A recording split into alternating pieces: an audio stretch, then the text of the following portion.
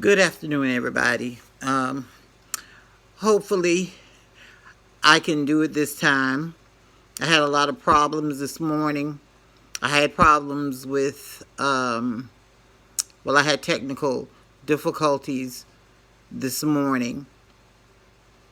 And I was also being harassed by my family. But fortunately, they're not here right now. So this gives me an opportunity to speak with you today. First, I want to start with a quote. And I think that quotes are excellent measures that we can use in order for us to think, to think about what they mean. And I want to use a quote from Benjamin Franklin, and I'm going to paraphrase a little. But Benjamin Franklin said, if you tell two people a secret, kill them both. If you tell two people a secret, kill them both. Now, let's talk a little about Benjamin Franklin. We know whenever we think of Benjamin Franklin, we probably think about electricity, okay? Him discovering electricity. But Benjamin Franklin did a lot more than that.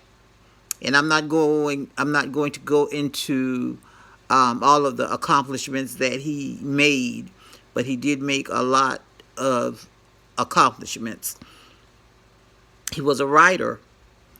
He wrote Poor Richard's Almanac, and in this book, he had an abundance of that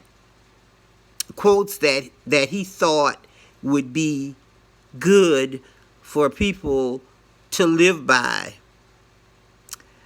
So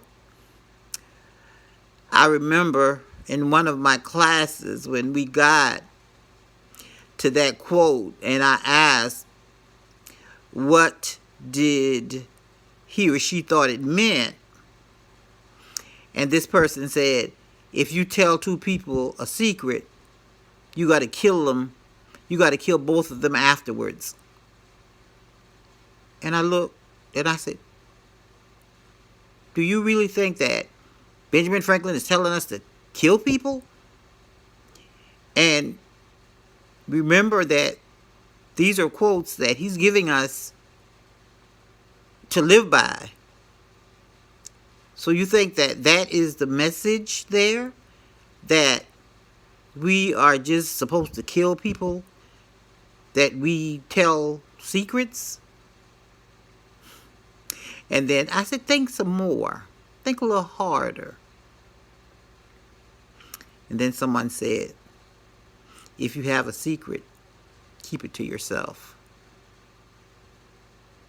And that's exactly what it means. If you have a secret, keep it to yourself. Because if you tell one person, that person is going to tell another person, that person is going to tell another person, and it's going to continue on until it is around the whole world. So if you have a secret, keep it to yourself. That's the meaning of that quote. But what I really want to talk about today, I want to talk about our students who take or who have after school activities in the afternoon. Because in a lot of cases, those are the students who are not performing well in their classes because they have these afternoon activities. So we're going to have to decide, how are we going to accommodate these students? How are we going to accommodate these students who have these activities in the afternoons, but then they're not doing well in academics? Now, the first thing that someone would say is, well, take him off the team. Take him out of the club, or what have you. But is that what we should actually do? Should we take that person off of the team because he or she is not performing or is not doing well in academics? Should we take that person off of the team? And I'm just using team as an example. I know that there are many other activities that go on after school. There are many other activities. We have band. We have some people who are academic challenge team, which is an excellent activity. Sometimes we have practice for that, but there are many activities that we have after school. But I'm just going to use team as an example. I'm going to use, let's say, a football team. I'm going to use a football team as an example. So we have this young man who is on the football team, but he's not performing in his academic courses. So are we going to say, pull this person off the team? Now, remember that my platform is Dream Aloud. Dream aloud. So let's say that this person is an excellent football player, and this person is being looked at by different colleges. This person can probably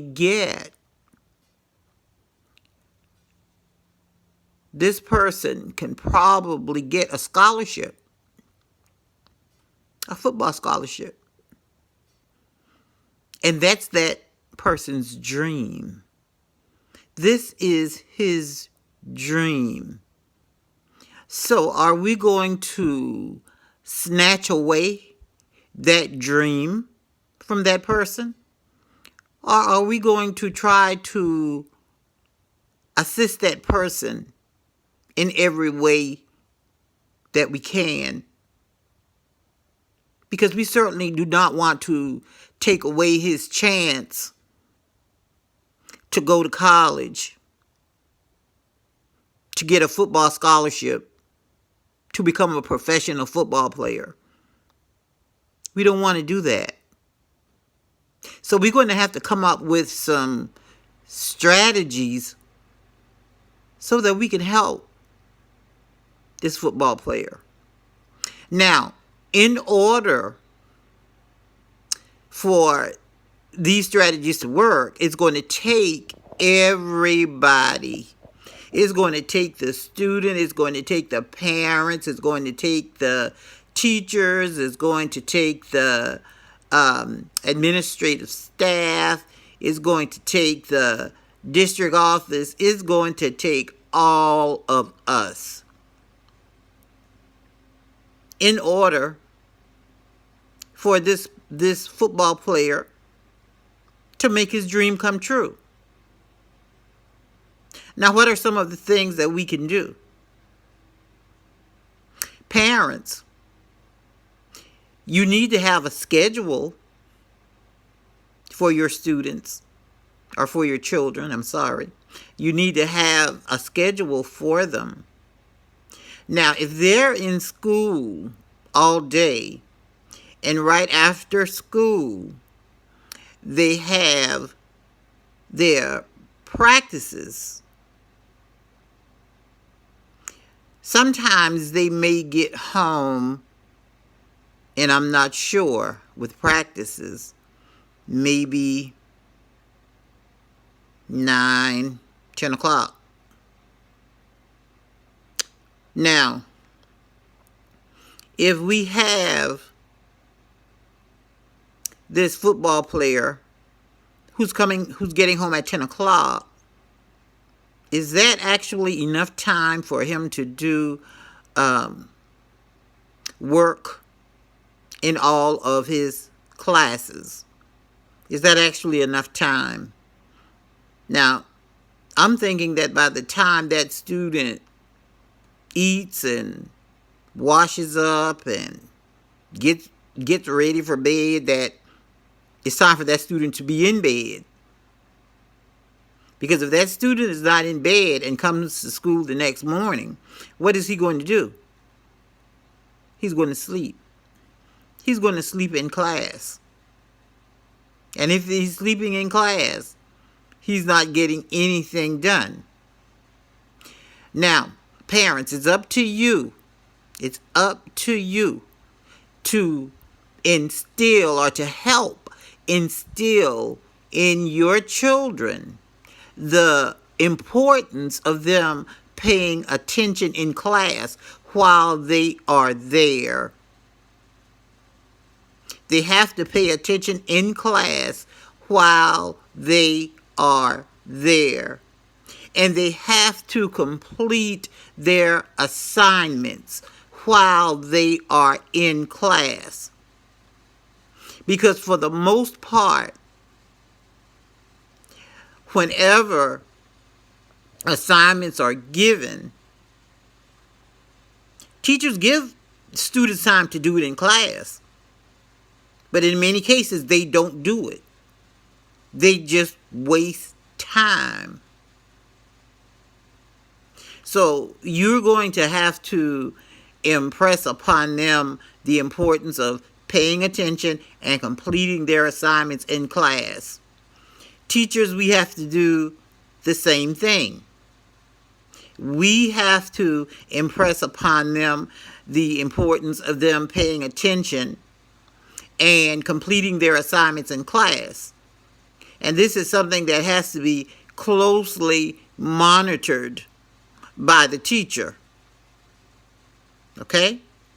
If we see Jimmy not doing his work, then we're gonna have to go to Jimmy's desk, and we're gonna have to maybe tap on Jimmy and just remind Jimmy of his dream. Okay, Jimmy, remember that dream. So we're going to have to closely monitor them to ensure that they are doing what they are supposed to do. Now, the district office, the school, you have to do your part also. Because you have to remember that Jimmy is representing the school. And every place Jimmy goes, Jimmy looks good. Scouts are looking at him. He's looking really good. So what are we going to do? What are the school and the district going to do to ensure that Jimmy reaches his dream, or that Jimmy's dream comes true? Well, one thing that you can do is you can provide some after-school classes for these students who have these after-school activities. And especially our athletes, because, and our band students, because if we have, let's say, an academic, if we have an academic challenge practice, that's probably something that's going to is going to start right away after school. It probably will not take that long. So students will probably have time to do their work, if they're in an activity such as that. But specifically athletes and band students, and I'm sure that band students go home before athletes also. But we're going to have to support Jimmy, and we're going to have to support these people who are staying after school, who are, as I said before, representing us. So let's have some classes after school where these children attend before they go to practice. Before they go to practice, let's have them in some of these classes where they are doing their assignments. And let's say they have to do their assignments from 30 to 45 minutes. And I'm talking about a productive 30 to 45 minutes. Students not wasting time looking for paper and pencil, for an example. Okay? We're talking about a productive 30 to 45 minutes. And if they come late, if they're 15 minutes late, you get your 15 minutes. Before you go to practice, you're going to have to put in that 15 minutes that you missed because you were late. Get your time back. And if you get your car, I'm sorry, I'm looking at a pop-up that just came on my phone about a car, and that's why I'm saying car. I'm sorry. But be sure that you get your time back. And if you're getting your time back, they're going to come on time. They're going to come on time because they're going to be anxious to get to those practices. And so I am sure that they will be on time. And this is going to be something that has to be enforced by everyone. Parents, you're going to have to enforce your children to come to these classes. Teachers, we're going to have to do the same thing. Administrative staff, we're going to have to do the same thing. Students, self-discipline. You're going to have to discipline yourselves to come to these classes, or self-discipline yourself in anything. Okay? Because you know what you have to do. You know what you want. You know what you have to do in order to get it. So all of us have to work together to ensure that our students who have these after school activities, that they are performing in their academic courses also. So these are some measures that we can take in order for our students to continue in their activities. Okay? Because, as I said before, this is Dream Aloud. And if we have this excellent football player who may make it to the pros, why we will pull him off the team if he's not performing well in his academics? We have to assist him. We have to assist him. And this athlete, you're going to have to realize, because it's you first, you're going to have to realize what you want and what you have to do to get it. So So it's you first, because no one can make you do it. You're going to have to want to do it. And we'll follow suit. Okay, I want to end with one or two little grammar tips on singular and plural. Singular means one, plural means two. All of us know that. But then there are some words sometimes that confuse us, and we don't know whether they are singular or plural, or whether we should add an S or what.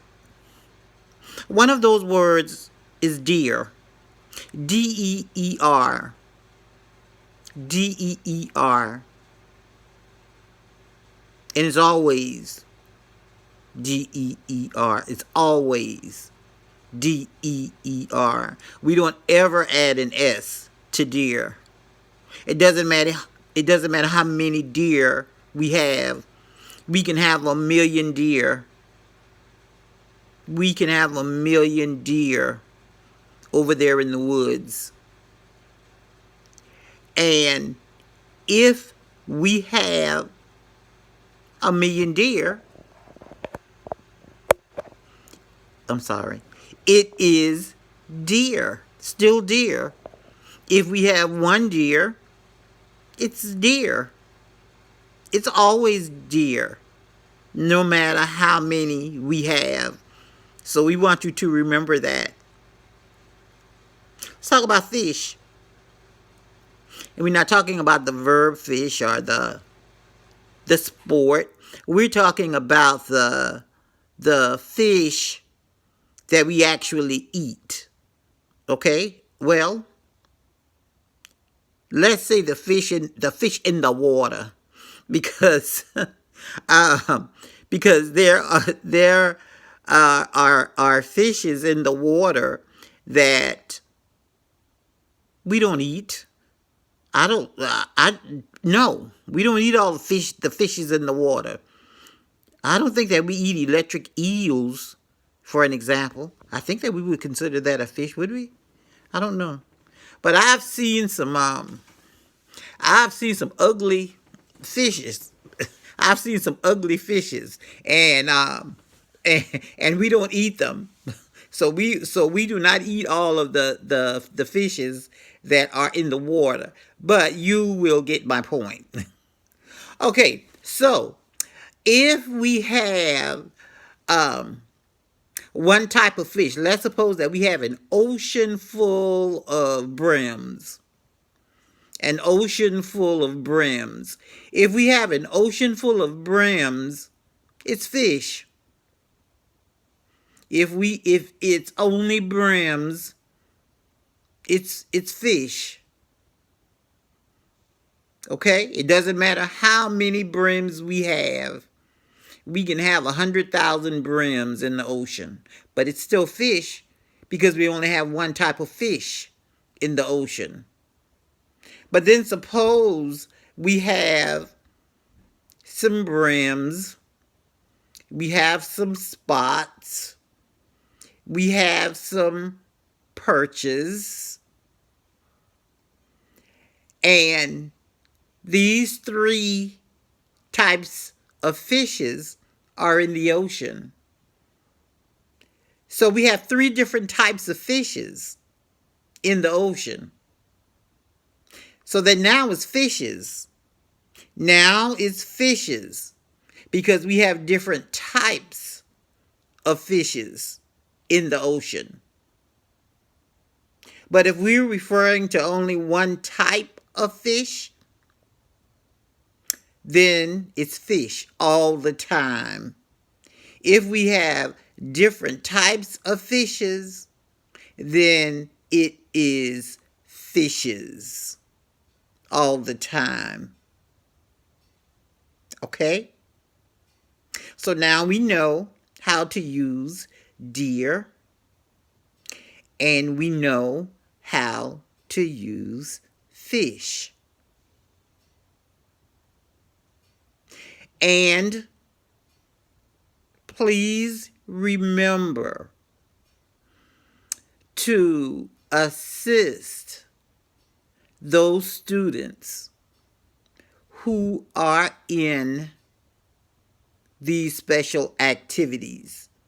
These activities that might make them reach their dream.